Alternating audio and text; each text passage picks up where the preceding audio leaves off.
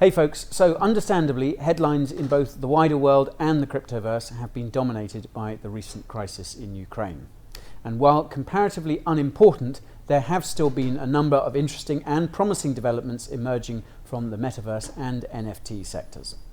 But we'll begin by taking a quick look at how some of our top metaverse tokens have performed recently. Indeed, there's little to speak of when it comes to price movement, with the majority of altcoins following Bitcoin and the wider market trend.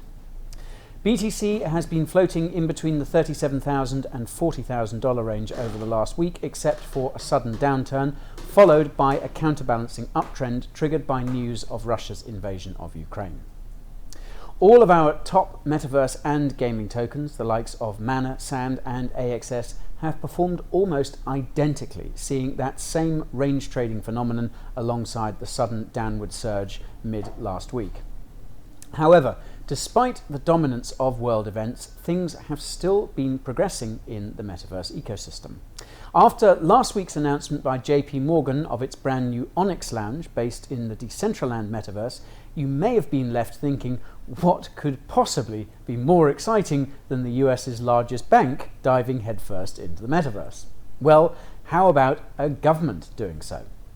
The Ministry of ICT, Science and Future Planning, which is a wonderful title, has announced 223.7 billion Korean won investment with the aim of creating a broad metaverse ecosystem to support digital content creation and, specifically, corporate adoption of the metaverse. For reference, 223.7 billion won equates to approximately 186.7 million US dollars. According to the head of Communication and Policy Department at the Ministry, Park Young-gyu, it is important to create a world-class metaverse ecosystem as the starting point to intensively foster a new hyper-connected industry.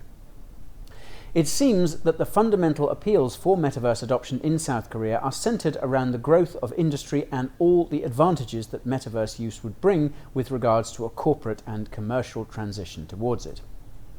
That said, South Korea's stance towards digital assets has historically been a mixed one. For some time, South Korean developers have been at the forefront of some of the most exciting developments in the ecosystem.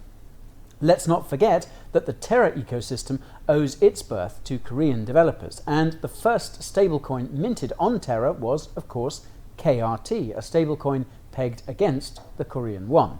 That said, as the CEO of Hashed, a South Korean venture capital firm, states, it is the regulatory issue that the government should pay more attention to.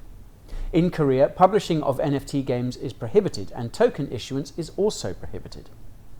Now, in spite of this, South Korea's push into the metaverse has got us at Coinbureau HQ quite excited and certainly keen to hear more. In other news, one of the world's most successful gaming franchises is receiving its own metaverse-shaped facelift.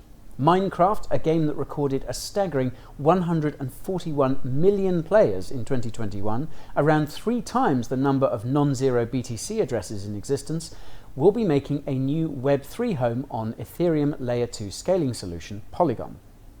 Now, though this is hugely exciting, I should point out that the developers behind the creation of the aptly named NFT worlds are unaffiliated with the original Minecraft developers, Microsoft, and the game is being built on third-party Minecraft servers.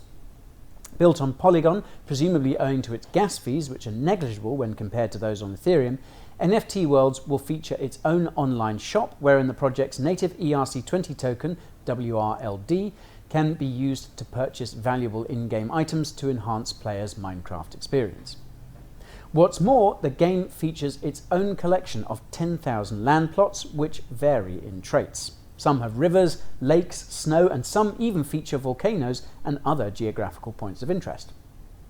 The collection is available on OpenSea and has already accrued a whopping 34,100 ETH in volume traded. What's more, with a current floor price of 13.2 ETH, buyers will have to part with around $35,000 worth of assets to purchase their own plot. Riding on the back of the original franchise, NFT Worlds reported more than 26,000 player hours in just a 3-day test period. For reference, this is equivalent to 1,083 days, or nearly 3 years. Now, a game as successful and prolific as Minecraft, moving towards cryptocurrency, albeit unofficially, is an exciting prospect indeed for GameFi adoption. Our next story is a classic example of the merits and capabilities of NFTs percolating into traditional industries. In this case, the film industry specifically. Recent times have seen a wave of indie filmmakers turning to decentralized sources of funding.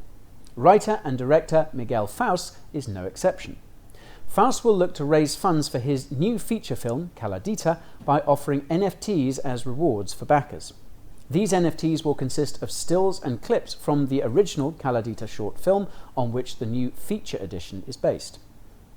Faust points towards the inefficiencies in the traditional fundraising models, such as high costs and the deterioration of goods such as posters and collectible items. NFTs, meanwhile, are immutable and forever recorded on the blockchain. According to Faust, the first few films that get funded this way will have a place in history. They will be pioneers in a new route that I think is going to be huge for indie filmmaking across the world.